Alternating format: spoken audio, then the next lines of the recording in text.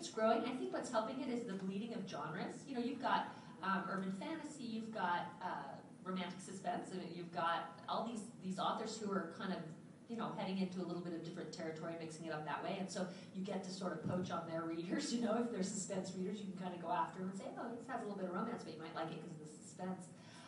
So it does seem like people are kind of coming out of the woodwork and being more excited about romance, and then it's also becoming more of a cross-gender thing where I'm getting a lot more emails from men than I ever did, you know, when I first started. Of course, I'm writing a little bit of different type of book, so I guess I don't know which one. They're not all in prison, but a lot of them are. I made the mistake of my first suspense book being set in a prison, and now anybody who believes that they are innocent or that I can get them off even if they're not, I'm getting a letter from them. And I had such a hard time not writing these people back because some of them have really heartbreaking stories, and even though authors are warned, you know, don't strike up these relationships. One guy wrote me such a sad letter that I thought, oh, you know, I just have to respond. It's just so not like me. I just can't leave him hanging there. So I told my daughter to send him a form letter to at least acknowledge the thing and some polite thing in it. And I got this beautiful flowing poetry and love letter next.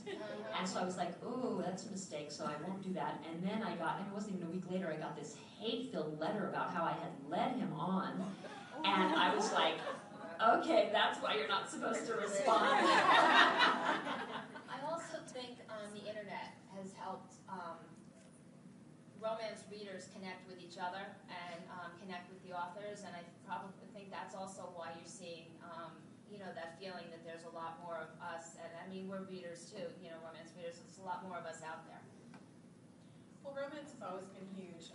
More than half of every paperback sold is a romance. And next time you're in a bookstore, go look at how big the romance section is, and then go look at the rest of the paperbacks. And despite the small section, these are the books people read. Most readers are women. Most people who buy books are women. And romance is for, by, and about women. Our editors are women. Our department, I mean, there are guys and we like them, but it's mostly women. And we get what you want. That's our job, is to get what you want, whether you want a werewolf or a funny contemporary or something set in medieval times, it's available to you. So I think romance is growing. But it's always been there. But I think you're right. I think we're just more comfortable talking about it. We are tired of apologizing for what we enjoy, and this is what I read, and so what? This is what I read. I'm waiting for that to bleed over into the media, though. You know, I mean, still, they'll do a segment on romance, and never fails. They cue some corny music, and the anchors start acting so silly that you want to slap them. And you're thinking, what is it about this that you don't get? You're making fun of your own readership or viewership at this point.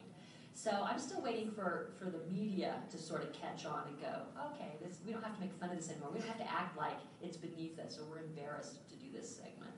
It's true, and we still get the questions. And I did some media a few months ago, and you get, oh, the books are salacious. And my standard answer is now, well, yeah,